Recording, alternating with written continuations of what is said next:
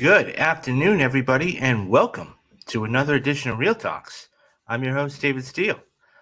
Sorry for the little late start, finishing setup, and boy, is there a lot to get to. So anybody who's read the teas knows what I'm referring to. We got a studio that's not going to one of the biggest cons in America. We got another story about a studio that's in deep financial trouble.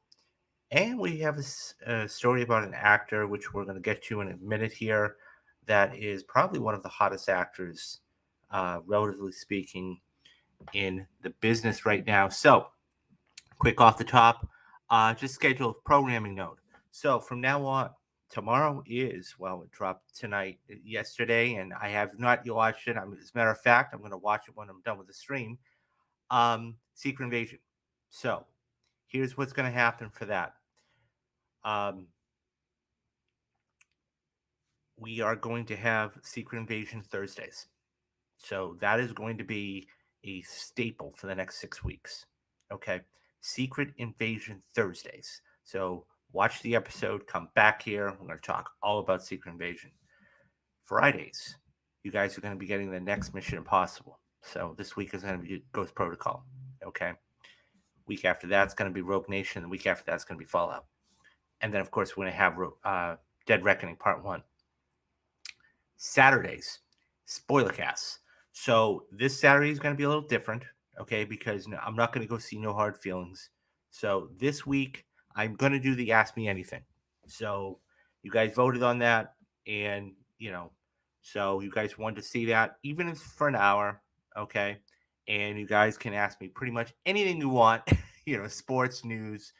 Only one rule will be no politics, because I never want to. So there are three things I usually do not talk about. There are the three no-nos for me: abortion, politics, and religion. So I never want to offend anybody or anything like that. So you guys can ask me anything you want. Of course, no sexually explicit questions, but beyond that, anything you want about movies, arts, sports, finance. And of course, I'll caveat by saying I'm not a financial investor, but nonetheless, anything you want, pretty much the weather. So that's going to go on Saturday. Now, here's the caveat. That's only going to be when there's no spoiler cast. So for this weekend example. So when we have a spoiler cast for, let's say, Indiana Jones and Dial Destiny, okay, the spoiler cast is always going to be on a Saturday, okay, and the Ask Me Anything is then going to be on a Sunday, okay, and then we're going to get right back at it on Monday. For anytime there is not a spoiler cast or a big movie coming out, like, as I was just saying, No Hard Feelings, the Ask Me Anything is going to be on a Saturday. And by the way, guys, I'll tweet all this stuff out, so you don't have to worry about that. And then, yeah, so Secret Invasion on Thursday, Mission Impossible on Friday, Ask Me Anything, and Spoilercast. Those are going to be the four staples for the next several weeks. Anyways, programming note, done. Let's jump right into it.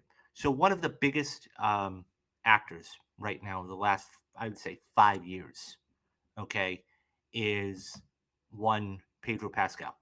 He's been on fire the last 5 years. And if you go back, he's been in some really good, solid films too. This isn't just a guy that, rose from mediocrity to getting a role one day. This guy has really made his mark. Okay. Anybody who remembers The Equalizer 2, he was in that. Of course, he's, blown up with The Mandalorian. And of course, we just had the huge worldwide sensation of The Last of Us earlier this year. So, anyways, the reason I bring this up is because there is a piece in Variety about this, talking about, and of course, he got cast in Gladiator 2. So, Gladiator was basically, or Variety was basically talking to him about all this stuff. Okay. So, the piece goes, Peter Pascal is charming, funny, and incredibly talented. His resume thus far includes notable films and television series such as HBO's The Last of Us and Lionsgate's The Unbearable Weight of Massive Talent. So this was done by um, Clayton Davis, and you can actually follow him on Twitter. And he's obviously a big deal. He's writing for Variety, but he actually talked to Pascal. I'm not gonna read the whole interview per se. I just wanted to read some of the stuff of it. I'll do a couple questions though. During the interview, I referenced a 2020 cover story. In that story, he couldn't believe he was Patty Jenkins cast him in Wonder Woman 1984 without auditioning. Then something happened that you don't typically see. When asked, it feels like he was a role model to young Latinos, LGBTQ, and Hollywood dreamers everywhere who yearn to sit in the same position he finds himself. His usual charisma and confidence melted away. I was able to fulfill the assignment and continue to fulfill the assignment, Pascal said, as he crossed his arms in a nervous study like a nervous student on of the first day of school. It's the best part. It's not necessarily getting an A, but understanding someone's vision and being a scene partner for someone. If it's if it comes to inspiring someone else, maybe that's the component I'm unwilling to recognize. It makes my heart explode a little bit. So goes on to say, Pascal has three opportunities. He's had three opportunities for Emmy recognition this year. Two in the lead actor for one for being Mandalorian, and of course Joel being for The Last of Us, and the Disney Plus series.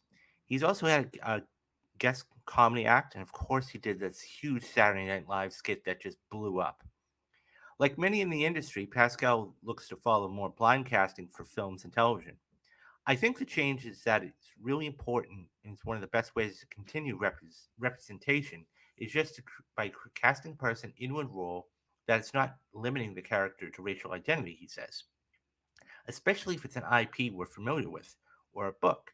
People get so butthurt about the kind of stuff, but who cares?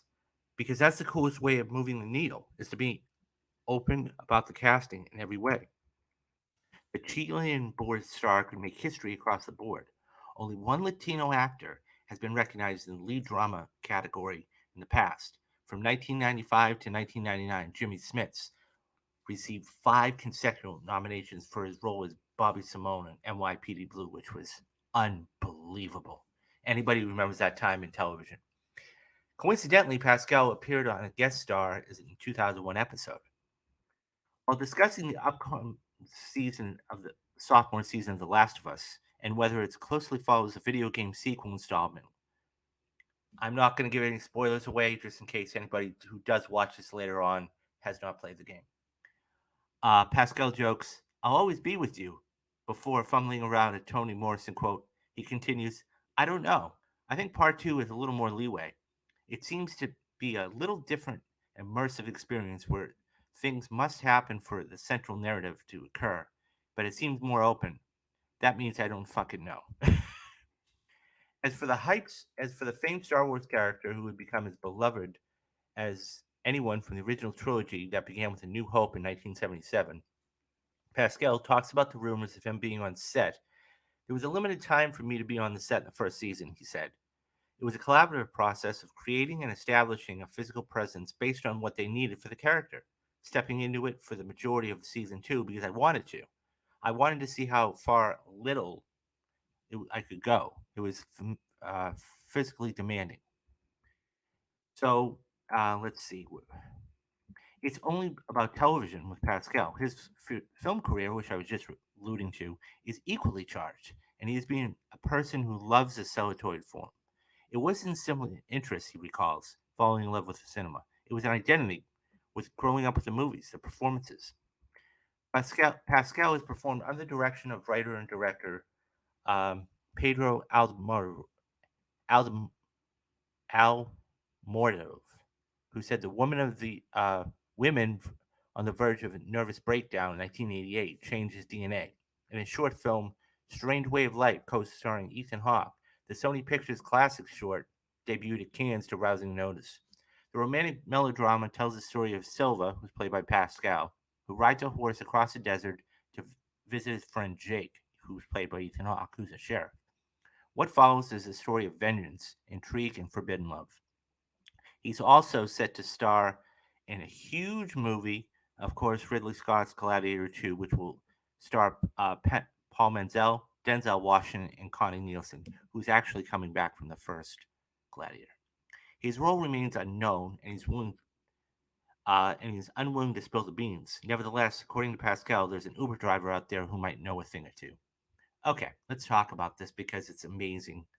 Um, so, Dad, welcome to the stream. He says, Pascal may be a hot commodity, but what are your thoughts on people calling him a diva and hard to work with, even more than expected as a high profile guy?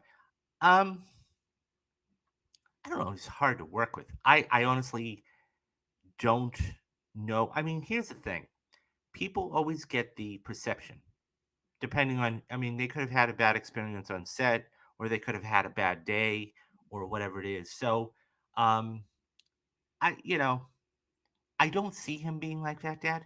I just don't. I mean, then again, I don't know the man. But if you notice what he's done and how he's done it, it's one of those things where I think that he would be it'd be very hard pressed to find somebody that did. So we'll see. I think if there were multiple reports from multiple people, maybe, but this guy is just he's been on fire. And don't forget, I mean, he was in Game of Thrones too. I mean, he's been in some of the absolute best series in the last, who knows, 10, 15 years. I mean, as I said, he did the role in Equalizer 2. Okay. He was in the Golden Circle. Okay. He, of course, was in The Mandalorian. Okay. Game of Thrones. These are all top notch worldwide sensations. I mean, maybe Equalizer 2 isn't. But then he goes to arguably the biggest role of his life. And he actually had to get permission from Disney to do it, but knocked it out of the park. And that's The Last of Us. So, what to say? By the way, guys, if you haven't already gone back and watched it, go back and watch it this last Monday. This last Monday was the 3-year anniversary of The Last of Us Part 2. And I sit down and break down why that is one of the, if not the perfect game. But, I mean, there was so much expectation for this. And the blockbuster 1980 woman that, yes, I forgot about that. You're absolutely right, Dad. I stand corrected on that. So he's gotten around. He's definitely gotten around. Um, so as one of somebody likes to say that I know he's having a moment, to say the least. But he's definitely this was probably the biggest role of his life. Not to say that Gladiator isn't going to be and everything else, but because of the love that is behind this game. And anybody who knows what I'm talking about, if you know, you know. That all being said, I thought he was tremendous. I thought the whole thing was amazing. And Craig Mazin, who, by the way, and I didn't do the story on this, but Craig Mazin actually is going to be getting a writing credit for Dune 2, film coming out later on this year. But this was an amazing role. And this whole series was awesome. I can't wait to see what they're going to do for season 2. And that's why I kind of stopped short, because anybody who hasn't played the game, I didn't want to spoil it for. But just remarkable. Because here's the thing. This game was so beloved that you had casting. I'm always talking about fan casting, but it's one of those things where if you didn't get the right person to play that role, it was going to be tough, right? It was really going to be tough. And I think we're going to look back on this in about 5 years and go, I couldn't see anybody else but Pedro Pascal playing Joel. I mean, just that picture alone, right? I mean, just the picture alone says everything you need to know, right? He looks exactly like the character. And there's part of it there too. It's authenticity, right? So I think that obviously Mandalorian and, as you know, this other picture like I put up before, these are the two biggest roles of his life. And it's really going to be curious. And like I said, he's a huge film actor too. I mean, look, is he a Leonardo DiCaprio? No. Is he Denzel Washington? No. But he's right up there with some of them. Anyways, guys, what do you think about Pedro Pascal? Do you enjoy his work? Did you enjoy The Last of Us? Or are you somebody that says, oh, let's wait till his next project? Leave me your thoughts down in the comments and I'll get back to everybody. Okay, so we move from one story to the next one. And this one is a little concerning to say the least, but it's something that Warner Brothers, and we're going to get into Warner Brothers big time here in a few minutes. Um, it's a little concerning. So Kevin's saying Max streaming not worth $20, old television. Well, it depends on number one. It depends on the tier that you have. Okay, I have Max, but I'm only paying $9.99 a month just for the regular tier. I don't mind the ads. So, number two, you have to have those old television shows. Okay, so I'm not going to be doing the article today, but David Zaslav is considering getting rid of TCM. So anybody who knows what TCM is, it's Turner's Classic Movies, and these are movies before, I want to say before 1980, but they're classics, or right around that time. And we need old film. We need the classic films of yesteryear to inspire those people that are going to be making films for the future. So I hope that doesn't happen, but we'll see. And by the way, Zaslav has to cut. He has to burn money, and I'll tell you guys why in a little bit. So he said, I read a story that Pascal's name is being floated around for the new Batman movie. Interesting. What character would he be playing, or did they say that, Dad? I'd be fascinated to see that. So that is fascinating. So speaking of streaming, so as we all know, Netflix is one of the biggest streamers in the world. Okay, and they are arguably the godfather of streaming. And what they are looking to do now, okay, is actually get some. So wow, he's really Batman. Interesting. That's fascinating. That's fascinating. I have to look that up. Uh, Zaslav focus to bring money in for Warner Brothers. Yeah, he's gonna have to. He's gonna have to big time, and I'm gonna get to that story in just a couple minutes. Um, so the thing is, speaking of bringing money in, okay. So David Zaslav, who is a businessman at heart. Let's put that in perspective. What he's looking to do, okay, is he's looking to license some of these shows that are on Max out to Netflix. And we don't know what they are yet. And that's, it depends on what they're going to be and how many seasons and whatever else. But so here's the piece from the Wrap. And it says this: in a move that would be unthinkable just months ago, Warner Brothers Discovery is exploring a deal with Netflix to license at least some HBO content in North America. The Wrap has learned. It's a move that would essentially hand content from WB's own Max streaming app to its biggest competitor. If the deal is completed, it would be the first time HBO content has been licensed to a rival within the United States in a decade. HBO shows were previously licensed to Amazon to stream on Prime Video, but that deal was made before Prime Video became a serious competitor in the original space. Among the titles under discussion, okay, are Insecure,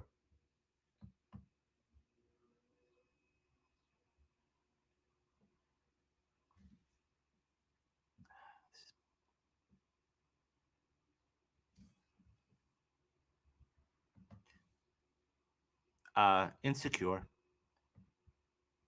Let's see, where am I? The critically acclaimed dramatic comedy by Isa Rae that ran for 5 seasons, ending in 2021. The deal, which could fall apart, which would not give Netflix an exclusive a license, meaning that the show licensed to Netflix would still be streaming on Max, which is a problem, and I'm going to get to that in a minute. The talks came as WBD David Zaslav has promised Wall Street that its streaming business would become more profitable by the end of 2023 and generate $1 billion in profit by 2025. WBD has been undergoing a major restructuring, which is expected to be completed by the end of 2024. The company previously estimated that it would incur up to $5.3 billion in total restructuring charges before taxes, including a $3.5 billion in content impairment and development write offs. On May 23rd, Warner rolled out its new Max rebrand, which combines the libraries of HBO Max and Discovery Plus.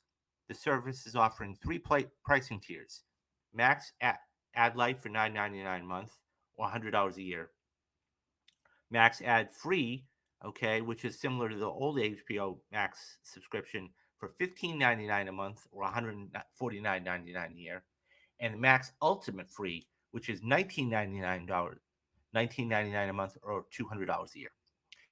Additionally, the company inked free ads supporting stream fast deal with Roku and Tubi in January, in which the services agreed to license 2,000 hours of content and launch a service of channels to carry its movies and television shows. Warner Brothers Discovery plans to launch its own FAST service this year, though timing has not been announced yet. Okay, let's talk about this because this is extremely important. Number one, okay, the fact is that he's burning through money. Plain and simple, he's burning through money. And what it ends up happening is that even if it's just, and there's going to be obviously more, but what he's doing is he's double dipping. Okay. They're double dipping. So let's say that you have your favorite show that's on Max right now, and it goes over to Netflix. So let's say it runs 10 seasons. Okay. What will end up happening is this: they will probably license out the last 7 seasons. So the first 7 seasons of that show that you want to watch are going to be on Max or on Netflix rather. And then the last 3 seasons, because that's the most popular, that's going to be on Max. So if you want to binge the whole thing, let's say, okay, you have to have 2 subscriptions. You have to have Netflix and you have to have Warner Brothers, or you have to have Max. That's a problem because there are so many streaming services right now. Everybody has a budget, right? They only have a certain allotment for entertainment. Okay, so there's Netflix, there's Hulu, there's Max, there's Apple TV, there is Paramount Plus, there is Amazon Prime. There are so many different things, and I think I'm missing one other one, but there are so many things that you can't pay for them all. Okay, and what ends up happening is, at that point, is do I want to go get a list or an A list AMC list card for $25 a month, or do I pay for streaming services? Now, I think I understand why they're doing it because it's business and everything else, but it's wrong. And them taking original, and that's the thing too, it's original content. So that would be like them taking The Wire and putting, the first 4 seasons of The Wire on there, or Game of Thrones, or I don't know, The Sopranos, and putting it on there. It's double dipping. But they have to do this because they're bleeding money. And the fact that, he promised Wall Street, don't forget, guys, this guy is a businessman at heart. He doesn't know anything about movies. This is the same guy that turned around and said that The Flash was one of the greatest superhero movies of all time. Okay? He has no sense except in business. And even then, he can't run a profitable business. Okay? So I think there's something to be said here. And, it's really, it depends on what the shows are. And also, look, I'm not saying it's right. Okay? I'm not saying it, but this is going to be the first time in over a decade this is going to happen. But it's really, you got to wonder what other, I mean, mind you, I was just talking about this is the same guy that is trying to axe TCM. He's burning through money. Okay, even a piece talks about him promising Wall Street investors by the end of 2024, or this the Wall Street. The talks includes Zaslav and streaming will be profitable by 2023 and generate $1 billion profit by 2025. There's no way that's going to happen unless they start getting rid of some of this stuff. So, major, major setback there. Anyways, guys, what do you think about this whole thing about Zaslav putting this stuff on other streaming services? Would you pay for another streaming service if your favorite show went over there? If not, would you get rid of Max just to spite them? Or would you keep both of them to actually watch your favorite show? Leave me your thoughts down in the comments and I'm going to get back to everybody. Okay. So we've got two doozies coming up, two doozies of stories. This one coming up is the first one, and it's coincide with WB here in a minute. And Dad says Zaslav just debuted the new AEW wrestling show this past Saturday on TNT. Really? So I know Tony Khan was so this guy's trying to double. He has so many different things going. Now I'm a WWF kind of guy, WWE kind of guy. I tune into AEW, and I mean, I don't follow it religiously. There are some people out there. I mean, it's got some of the biggest names in the business, right? So, yeah, that's fascinating. I might have to go back and actually start watching that now, just because. So, as we were just talking about, Zaslav needs burning money, but this in itself is not their only problem with streaming, because they are in serious, serious trouble. The Flash, the movie that just came out this last week. Now, this is a big article, and I'm not going to read the whole thing. So, guys, don't worry about it. I just want you to get the gist of it. Okay. So, this is from Variety, an exclusive. Okay. The Flash box office disaster exposes DC's $1.1 billion problem from Warner Brothers. Okay. In case you haven't noticed, there are going to be spoilers for The Flash here. Excuse me. In the climax of The Flash, Barry Allen watches helplessly as his timeline hopping escapades cause several superhero universes to careen into each other and become obliterated in the process. Ironically, Warner Brothers is almost facing an identical dilemma, and the stakes could be nearly as big. Excuse me. Flash is the second of the four mega big budgeted DC adaptations in the studios to be set released, with Shazam Fury of the Gods coming out in March and followed by Blue Beetle. And of course, we have Aquaman at the end of the year. Yet these movies were conceived and greenlit by an executive team that have all but departed the studio, and in their place, new DC's chiefs James Gunn and Peter Safran have announced they will be rebooting Superman with Superman Legacy starting in 2025. I want you to keep something in mind, guys, as I read this article.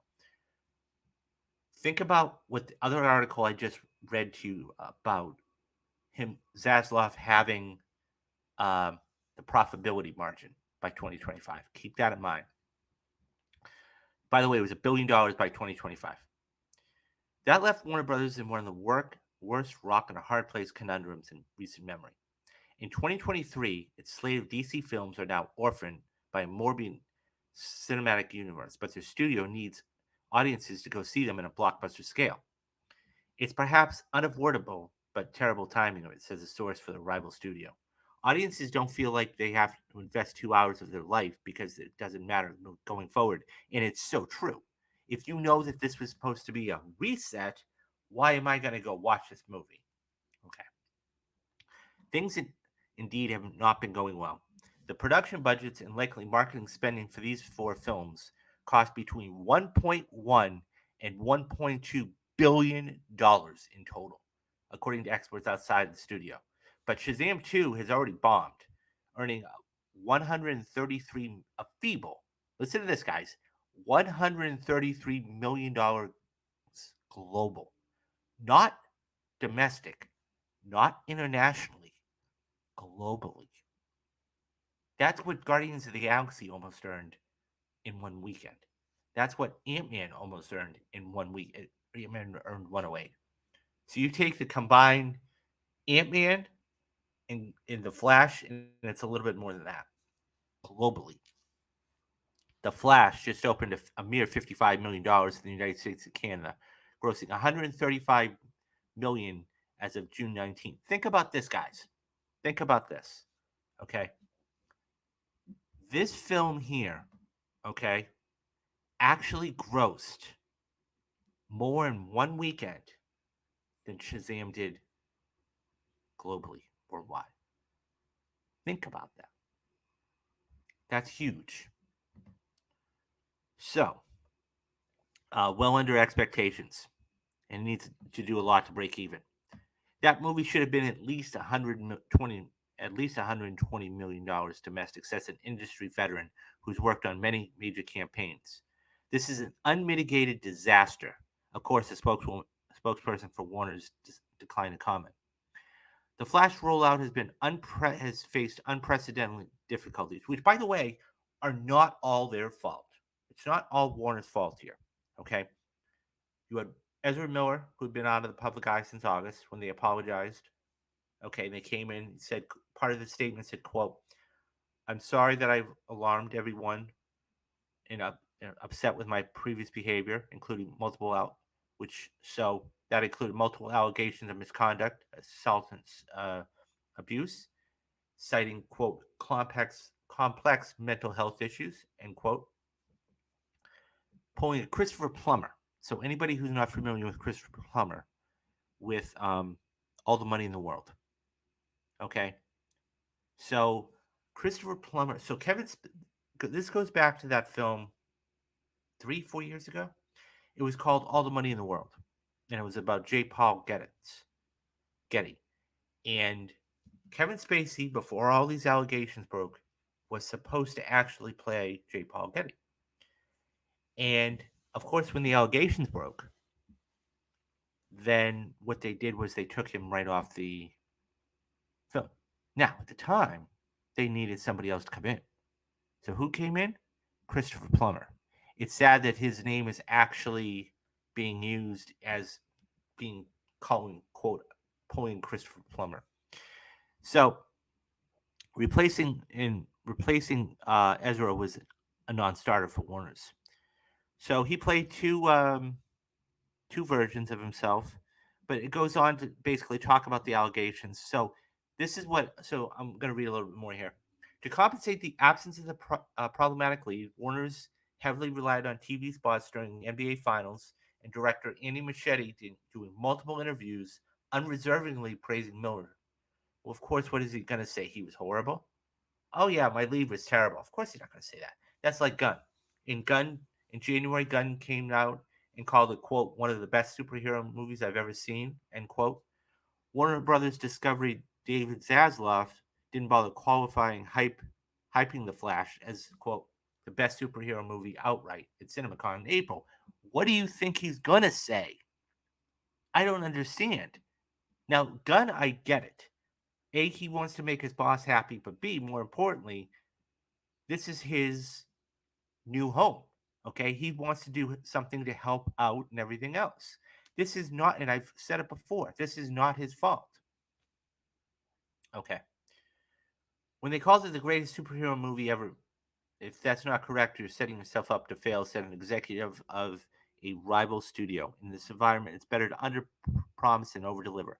Okay, so here, and I don't have the chart, so bear with me, but for the last, I would say, 5 or 6 years, okay, this is what is. So I have a chart in front of me for domestic um, debuts, international gross, and then all time. So the Flash made 55 million.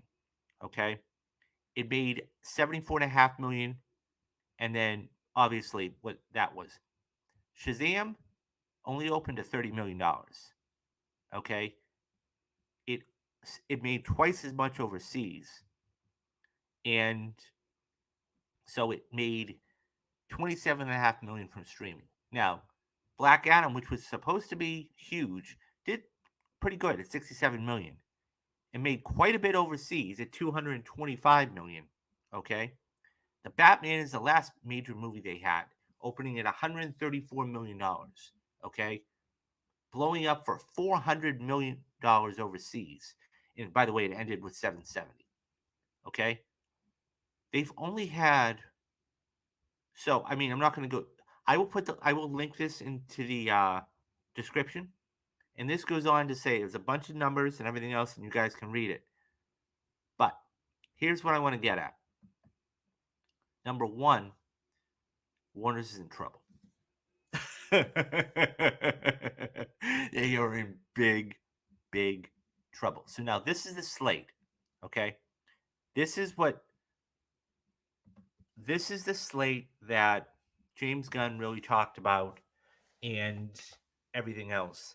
Now, I don't blame, once again, I said this before, I don't blame Gunn for what happened because I wasn't under his regime. Okay. So you had Shazam come out in March. Okay. That busted terribly. We've had The Flash come out and bust terribly. Okay. We've got Blue Beetle, who was supposed to be the first major character of this new universe. We'll see how that does. And then we have Aquaman at the end of the year. Aquaman right now, for all everything I've heard and everything else, is a mess, and they don't know what they're going to do with it. Okay. So moving on. So that's the universe reset. We're halfway home with this, and we can already. The Flash is going to be Blue Beetle is probably going to be a predictor for the Flash. Okay. So, and by the way, guys, we're only talking a couple months away. This isn't like it's a, you know, October or December. Really, this is August 18th. There's only two things that's coming out really in August. Yeah, you have Gran Turismo, but that's really cookie cutter. But TMNT and Blue Beetle. Okay. This is what Gunn wants to do. Okay. So you have Creature Commandos. Now, mind you, this is not in any order. Okay. So he has anybody who watched that 8.5 minute video, okay, knows the whole pretty much the thing. But so you've had Creature Commandos, which is going to be um, animated. You've got Brave and the Bold, which we right now know that Muschietti is going to actually be directing, which is worrisome. Okay, because look what happened with Flash. Now that wasn't all his fault, but still, okay. And I've said it before, he has this Welcome to Derry prequel coming out. I think, what is he going to do when one is, you know, um, yeah, it just looks very worrisome. Okay.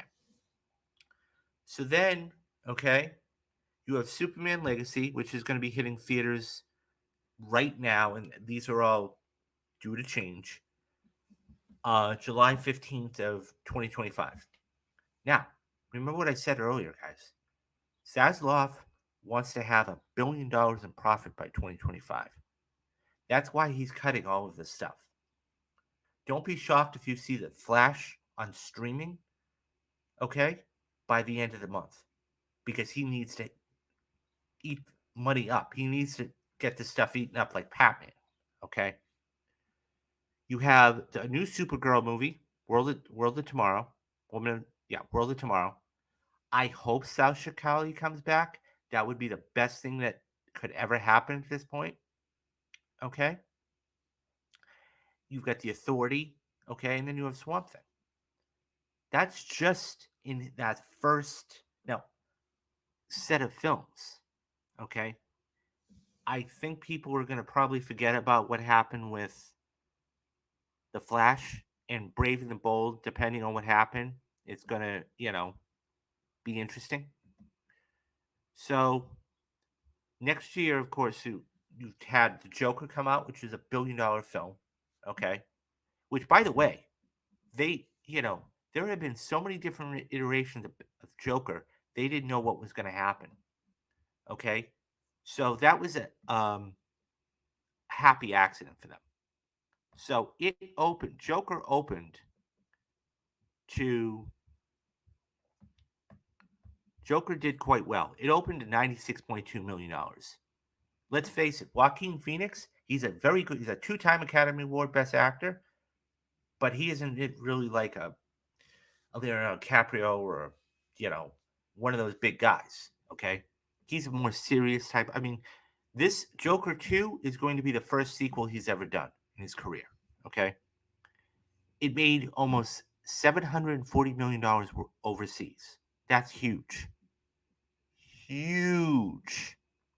It went on to gross $1.1 billion. And even after it was released, it made another $240 million when it was out. So that there's something to be said there. Okay. So you have Joker, okay, and of course the Batman, which I was talking about earlier, as far as the numbers were concerned, that made 770 worldwide. Okay, that made 139, 139 opening weekend. Now let's move forward. So we have the new Joker movie that's coming out later on next year. Okay, that's going to be big. Okay, uh, we've seen photographs from the set. It's going to be interesting because, as I said, this is the first sequel that Joaquin's ever done. This is going to be like a musical type of thing, and you have Lady Gaga coming back, or not coming back, coming into the fold. Now, of course, she was huge in A Star Is Born. She was okay in House of Gucci, but she's really starting to get her chops. Okay, she won her Oscar for Shallow. That was a given. Okay, but that's interesting. The Batman Part 2, and this is what you were talking about, Dad. Okay, so I'd love to see that report of you know, who it was that actually wrote the story. So you get the Batman 2 coming out. Okay, and that's going to be the continuation of Matt Reeves' vision. Okay, what do they do? Where are they going to go? How are they going to do it? Um, and then of course you have the animated Teen Titans Go, and then another Superman movie. Look, at the end of the day, they need to make a lot of money. Now, I personally believe I don't think Joker 2 is going to make $1 billion. I just don't. Because of even if it is a musical, even if you are putting one of the biggest names in there in Lady Gaga, they don't want to see that. That's just me personally. I could be totally wrong about that. I could be eating my words later on this year. Okay. Batman 2. Matt Reeves is, they're working on right now. I would be shocked. Okay. I would be shocked. And by the way, the reason why I don't think they would put Pascal in there is because they're used to Robert Patterson. The last thing you want to do is upset things any more than they have to be. Okay. Um, I think what you will see is a hell of a lot more of Robert Patterson as Bruce Wayne than Batman. Okay. I think that this is going to set up something to where the third Batman film is going to be a culmination film. So you're going to have Riddler and Joker, and maybe depending on if you know um, Barry Keoghan comes back and everything else. Um, okay. Thank you very much for that clarification. He'll be the Batman Brave and the okay, Brave and the Bold. Got it. Got it. Got it. Okay. And that's another thing too, guys. Okay. Let's call a spade a spade. When you're looking at this slate, people will say, well, they already have a Batman. They might get confused. So why are you doing two different Batman? Very good. Okay, that's see that clarifies things. I wasn't aware of that. Okay, maybe. I mean, it depends on what now, I'm not too familiar with the story, but it's going to be based on the comics and everything else. All that being said, they are in a world of. At the end of the day, the moral of the story is this: they are in a world of hurt. Okay, And the piece goes back, and one of the insiders was talking. Why am I going to invest 2 hours of my life when I know it just isn't going to matter? Everything is going to start and end with Superman Legacy. Plain and simple. I think it will do well because it is Superman. No matter who they cast, it's got to knock this. And this is what I hate sounding like a broken record. This is why James Gunn is doing this himself, because he doesn't want anybody to screw this up. I think he wants to try and get through this year and move forward. That is what I think. And if Superman is as good as everybody thinks it can be, then you have Brave and the Bold. Okay. Then you have Joker. Then you have Batman. Okay, now we're starting to pick up some momentum. But remember, guys, Zaslav said he wanted $1 billion profit by the end of 2025. That isn't going to happen. They're slashing and burning right now, big time. Anyways, what do you guys think about this $1 billion problem that Warner Brothers has right now? Do you think Blue Beetle is going to be any good? Do you think it's going to make any money? Or are you going to go see it in theaters? Or are you going to wait until it comes out on streaming from a few months from now? Are you guys going to go see Aquaman? Leave me your thoughts down in the comments, and I'm going to get back to everybody. Okay, so let's. So Dad says here, with Marvel not being at San Diego Comic Con, this is where DC can start the hype again. Yeah, I do believe that. So that's actually, um, well, since you brought the topic up, um, let me just finish getting the slides in here. And so that's going to be one of them. And yeah, so I mean, so basically, he's right about one thing. So the story is that Marvel is not going to be making their appearance at San Diego Comic Con. And so, what does that mean? So, let us just dive right into the story. So, one thing that they do really well, and that's Marvel, is go to San Diego Comic Con and they rev up the fans. They tell, usually, Feige comes out and he puts on a show and he says, guys, here's the next 10 years what we have planned. This is going to be the first time in a long time, prior to the pandemic, of course, that they're not going to be there. And they're not going to be at Hall H. So this actually is the story, okay, from the Wrap, and it talks about that.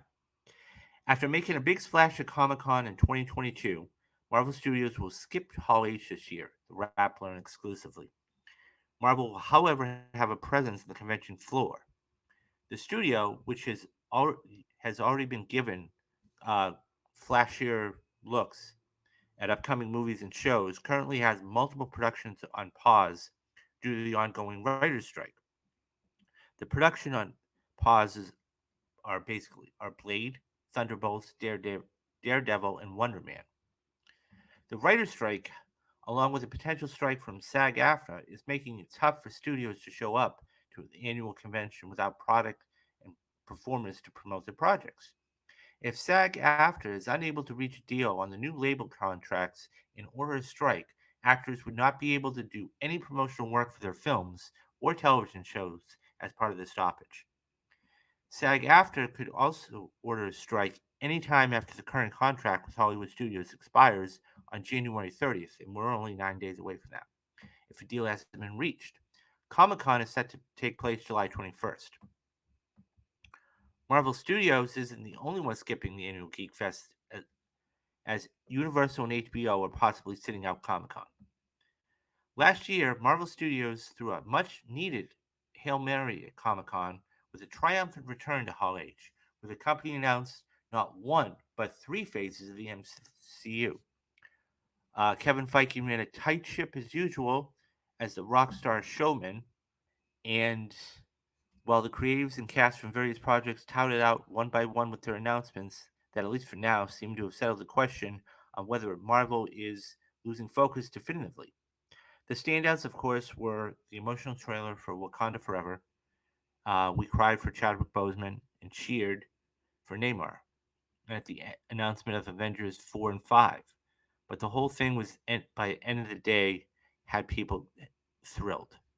Okay, so to your point about that, okay, I think that they already did BVS, right? BVS should have been a $1 billion movie, and it wasn't.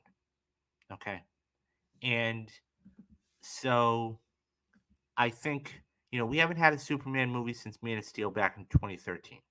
Okay, um, it's one of those things where Gunn really. This is why they brought Gunn in.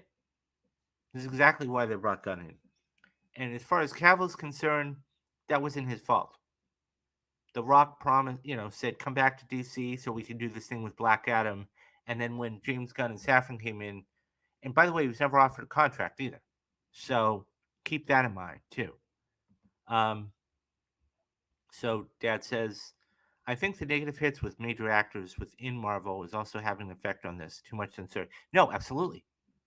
You're absolutely right about that, Dad. And the thing is that if they can't promote their work, they can't, you know, I mean, with all these productions on hold right now, what do you do? Everybody's just twiddling their thumbs.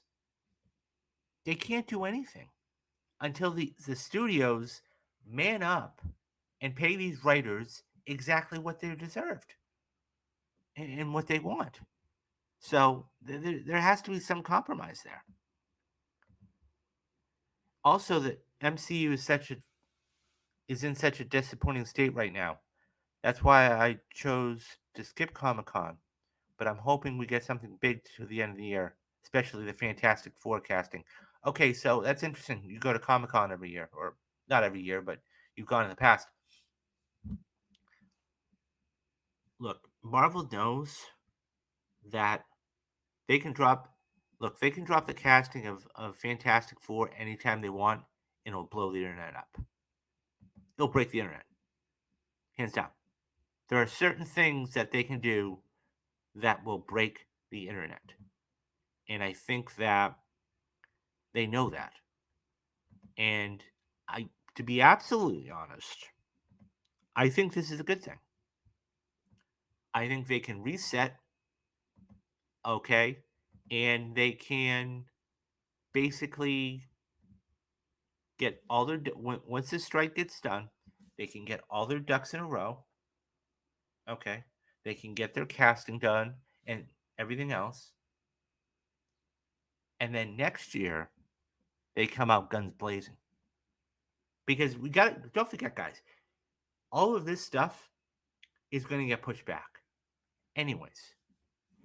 So when they come out with uh, the new slate, or they've already come out with the slate, but when they come out with the new dates, that's where we're going to get all these dates. As a matter of fact, we have dates for new dates for Kang Dynasty. We have new dates for Secret Wars. We have dates for all this stuff. So I think it's just and they'll give time for more post and everything else. So if you think about it, only Christopher Reeve and Christian Bale had a complete arc with multiple sequels. We never had a Superman actor with a solo sequel or a Batman act actor with a third film. True. You're right about that, Antonius. I'm just thinking back. I mean,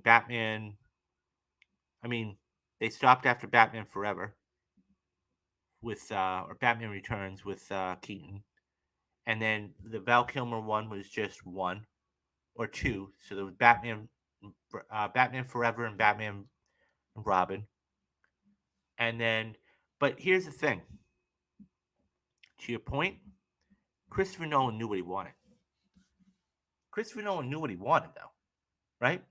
So it's one of those things where When he went into Warner Brothers and said, "Look, I have a plan for Batman," I guarantee you, when he pitched all three films. This is where his arc's starting. This is where his arc's going to be at the end. And here's what happens in all these different films. Okay? As far as Christopher Reeve is concerned, that was a different time. That was in 1978. Okay? When movies aren't as, what's the word? It was a different time. Superman is considered to be, okay, the Richard Donner directed Superman is considered to be the very first. Yeah, you had the 1966 Batman. I get it. Okay. But that the 1977 78 Superman is considered by many, widely considered to be the very first superhero movie. Before Blade, before X-Men, before, all these other superheroes, you had Superman. So, in the Reeves situation was back in 1987. Seriously, Gunn needs to do something. I have no doubt. But you have to let him work. That's the thing. Aquaman and Blue Beetle, even though Beetle isn't his thing, it's not his thing. Let James Gunn work. People don't know Blue Beetle unless you're an aficionado of the comics. Let him work, see what happens. That's what I say. Can you also address the big story that everybody has their panties in a bunch? The AI secret opening to Secret Invasion. To quote the Mandalorian, this is the way. I don't see it being a bad thing in my opinion. Yeah, yeah, absolutely. Um, Tell you what, let me finish with this story. We got one more story, and then I will talk about. I promise we will get to the story about the AI. So let me just finish this. Christopher Nolan is the only director that got his vision completed with Warner Brothers. He's a lucky man. It was a good vision. That's why. If they thought for a minute, if Warner Brothers thought for a minute that it was a poor vision, they would have never gave him the 3-film deal. There's no way that they did a deal by deal thing for him. So, but getting back to Comic Con real quick, Marvel's not there, and I think they'll be back bigger and stronger next year. Anyways, guys, what do you think about Marvel not being at Comic Con? Do you think it's a good thing? Were you looking forward to Comic Con this year, watching them do this stuff? Or was it something that you really didn't care for?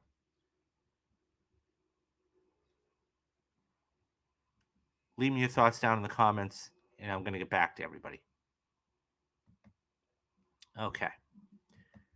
So we've got one more story, and then I promise I will address that.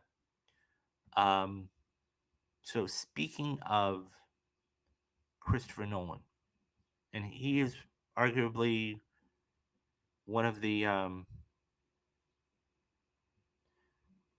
best directors right now of essentially this time. Um, so let me just get the things on here, and then we can begin. Okay, so Nolan, you were just talking about Christopher Nolan. Christopher Nolan is one of the biggest, best directors of all time right now, at least in the last 20 years. Um, so speaking of Nolan, he was just coming out, and from the THR, he says Christopher Nolan on why Oppenheimer can be seen as a quote horror movie. Christopher Nolan says he can understand why some might view his upcoming film Oppenheimer about the race to create the atomic bomb during World War II. Let's see, a horror film who led in Wired latest cover story. The Oscar-winning director, writer, and producer discussed the significance of J. Robert Oppenheimer and his role in the Manhattan Project, which saw him taking a lead in research and the development of nuclear weapons amidst the Holocaust. At one point, between discussing how artificial intelligence and nuclear advancements are different, the ethics of Silicon Valley, and why Oppenheimer is, quote, the most important man who ever lived, end quote, Nolan recalled a conversation he had with a fellow filmmaker about the tone of the film. It is an intense experience because it is an intense story. I showed it to a filmmaker recently who said it's kind of a horror movie. He said, I don't disagree. It's interesting that when you use the word Nazism early earlier, because I don't think that I've managed to put my finger on it. But as I started to finish the film, I started to feel this color that's not only in my other films, just darkness. It's there. The film fights against that. Speaking to the film's more difficult subject matters, the director noted, excuse me, with early screenings that he has seen some quote, some people leave the movie absolutely devastated, end quote. He continued, they can't speak. I mean, there's an element of fear that's there in the history and the underpinnings, but the love of the characters and the love of the relationship is as strong as I've ever done. In terms of how it fits in his body of work, Dolan agreed to the interviewer's assessment that all of his previous work has been leading up to Oppenheimer. With all of his films, he's, quote, trying to build what I've learned before, end quote. It's a story that, quote, has been with me for years, end quote. He explained before adding the films captured the most dramatic moment in history. I was relieved of being finished with it, actually, he said of how the movie's process and subject has emotionally affected him. But I enjoyed watching the film tremendously. I think you'll understand when you see the film. It's kind of complicated. It's kind of a complicated set of feelings to be entertained by awful things, you know? Which is where the horror dimension comes in. Okay, let's let's talk about this because he said go back and say he got his vision finished. This is one of those films that is so important to not only the zeitgeist of society but in general. There have been very few filmmakers over the past, I would say, 40 years to really put their distinctive stamp on the industry. There's only been a couple, okay? George Lucas being one back in 1977 with Star Wars, and then 20 years later with James Cameron with Titanic, okay? Now, we've all seen what Cameron's done since then, okay? I'm not disputing that. This has the ability, I would be shocked, surprised, and floored if we're not talking about this not winning Best Visual Effects next year. Because the thing is that Christopher Nolan is a filmmaker first and foremost. Okay, he loves the art of film. Okay, and so his stories. I mean, go back to Inception. I mean, it doesn't matter what movie you talk about, whether it's Inception or Memento or The Dark Knight, even or Oppenheimer coming up or Dunkirk or Interstellar. He is a storyteller. He knows what his arc is, and I think that this is going to be huge. And this is a chance to do. I'm not going to put numbers on it because but it has a chance to do a serious impact. So you know, I think that he is a remarkable filmmaker, and to call this a horror picture, I mean, look, you're dealing about difficult subject matter here. Let's face it. Okay? I mean, you're talking about a nuclear bomb, the invention of a device that has changed the whole world. This isn't just saving the world like in a superhero film. No, this is saving the world. Okay? Because we could have gone down a whole other arc if this wasn't done, right? Think about that for that's how and I know I'm being a little dramatic, but that's the truth. Okay?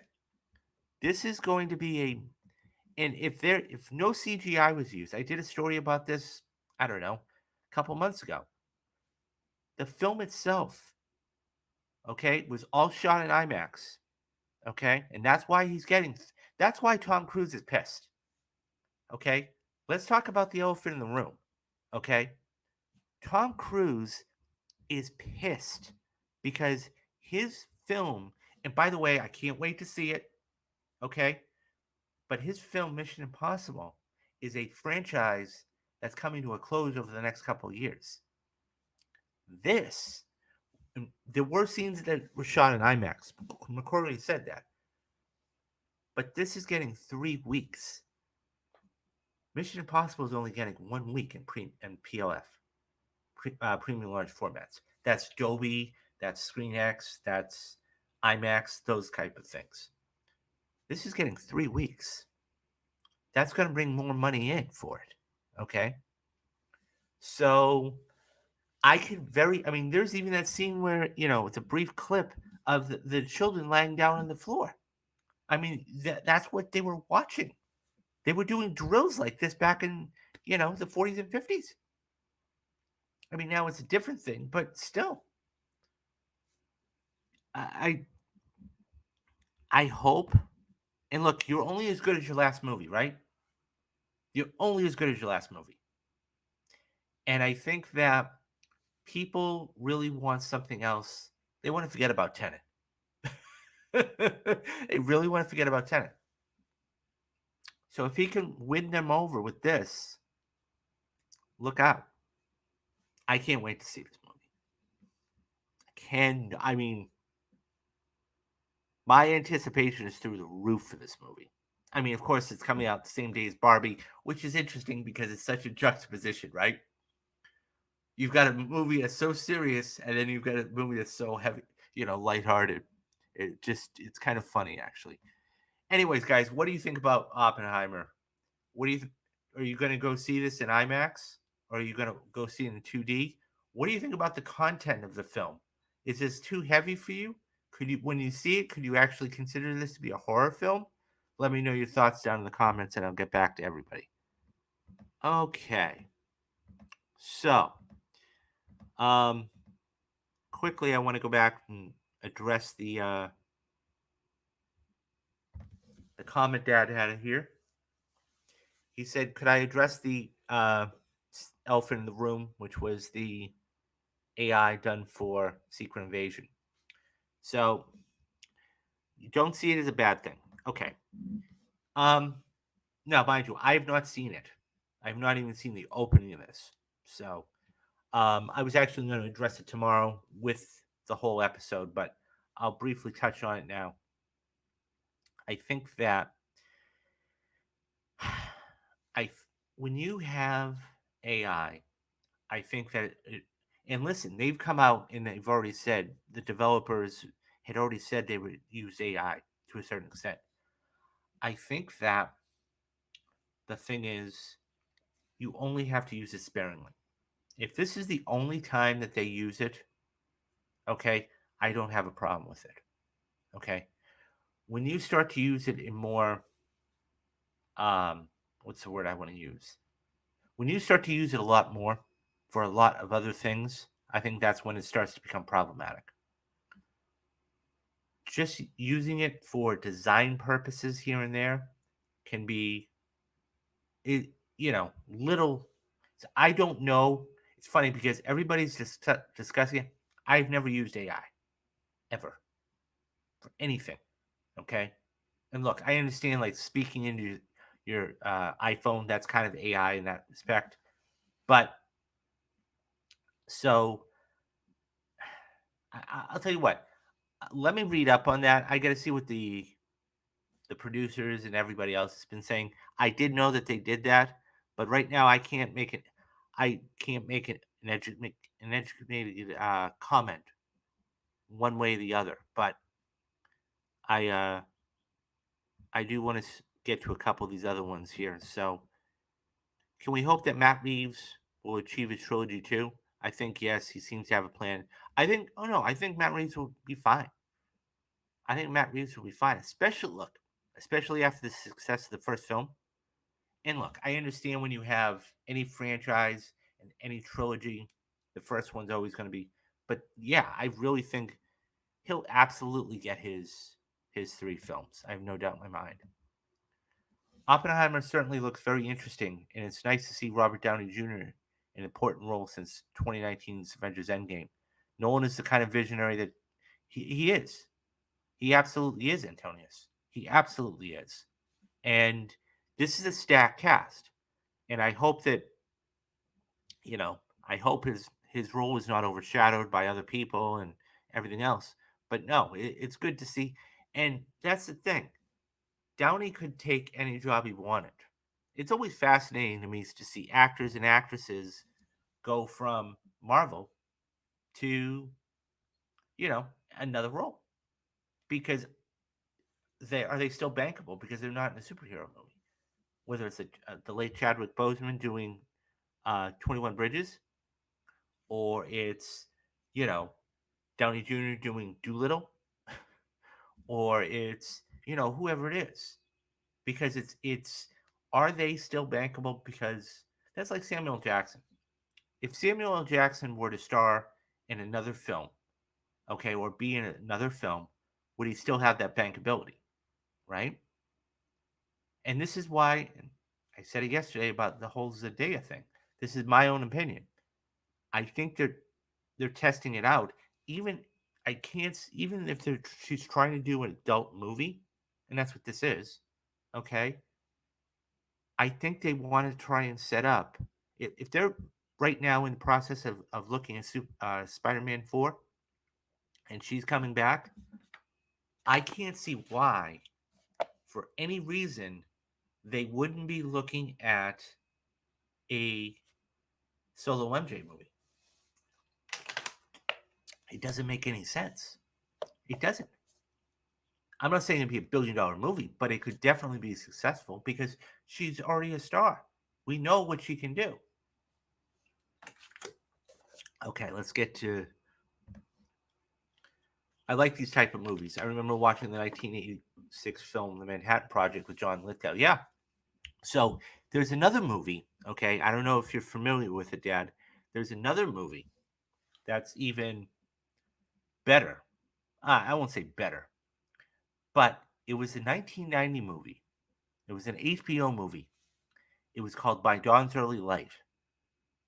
Okay, and it was about the nuclear bomb was set off, or it was going to be set off, and you had two factions within the government, and they were trying to figure out who was actually the president of the United States. And it stars Power Booth, Powers, the late actor Powers Booth, and I haven't seen it in years, but it's a really good movie. Go check that out. I don't know where it's streaming. I don't know any of that, but go check that out because I think you might actually like that. Even Tenet, which people were very divided by, his work is brilliant in that film and tried something unique, difficult, and smart. Yeah. So I think the thing about Tenet was this, that the thing is that, and I never saw the film, but the audio quality was so bad. I mean, there were people that I spoke to, that just, in general, that they had to go see the movie 2 and 3 times. And some of them even had to put the closed captioning on. It was that bad. So I don't know.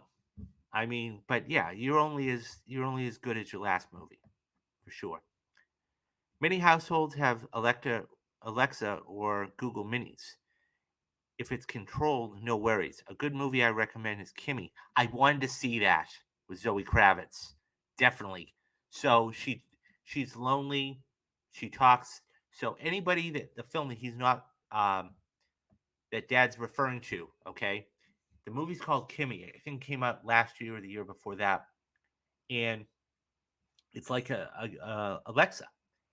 And so I think she's a writer or she has some occupation, and she's always looking across the street into it, not peering. But one night she thinks she sees a murder, and she's trying to recall this, and that's a film that that's a movie I've been wanting to see a lot. Um,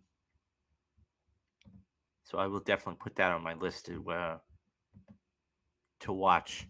Um, okay. One film that is still bummed that I missed seeing in the theater is The Dark Knight Rises. That film helped me so much in a personal matter and got me through such tough times. That's why I love Nolan. Yeah, that's what films do. That's what films do. Okay.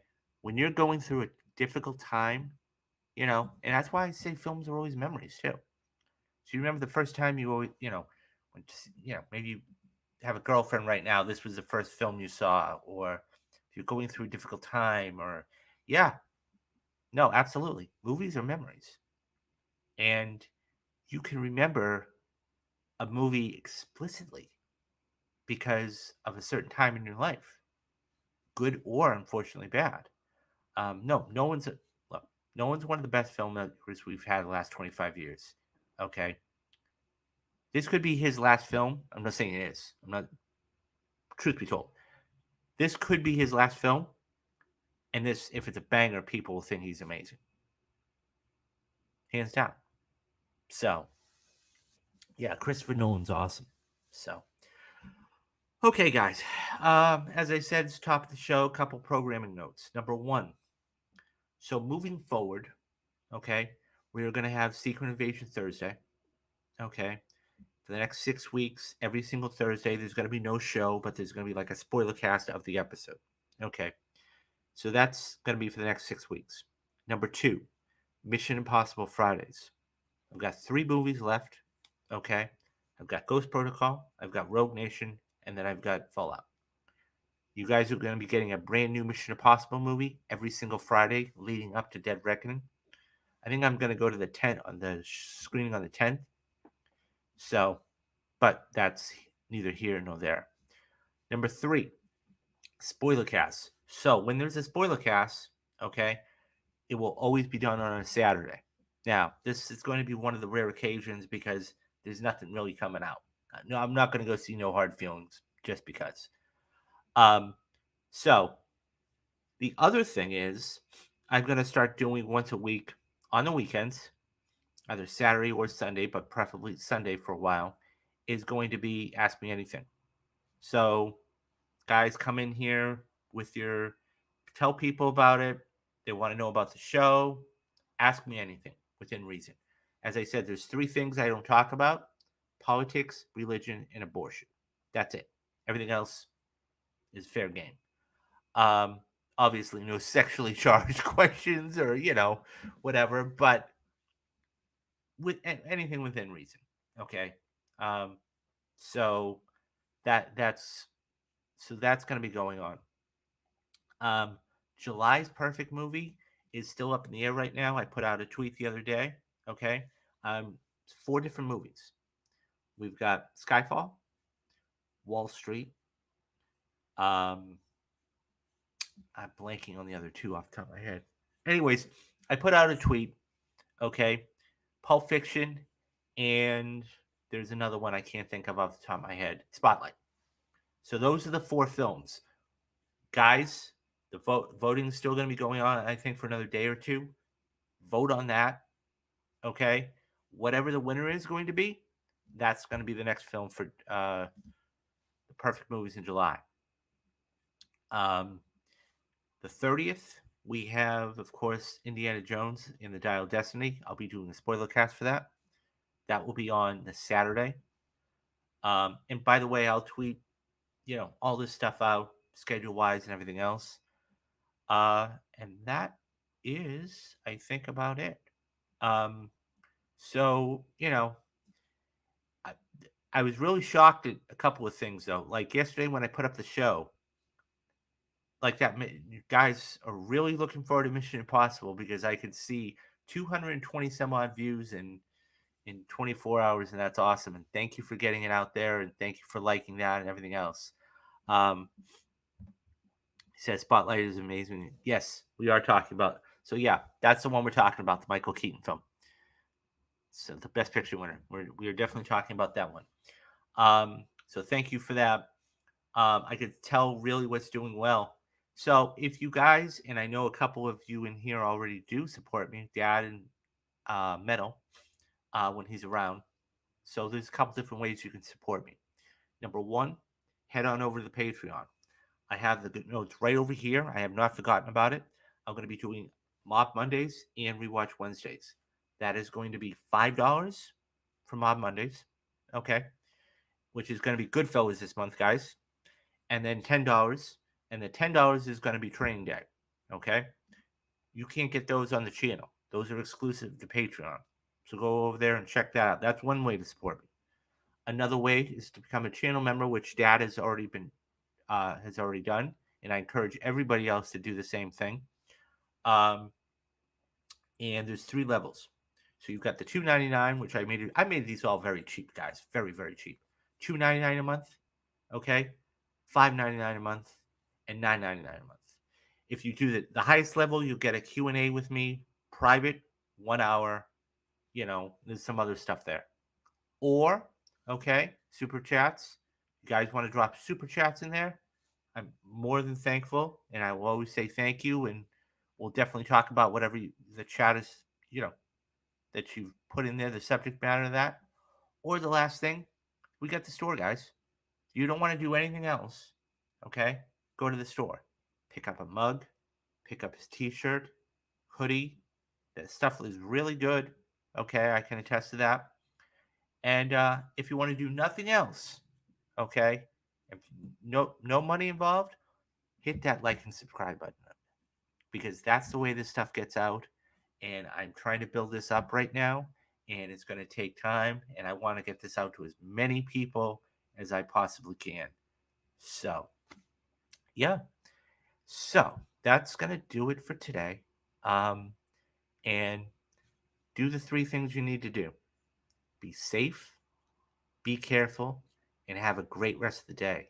And come back and join me tomorrow for Secret Invasion Thursday. Okay, guys, I'm David Steele, and you have been watching Real Talks. Bye bye, guys.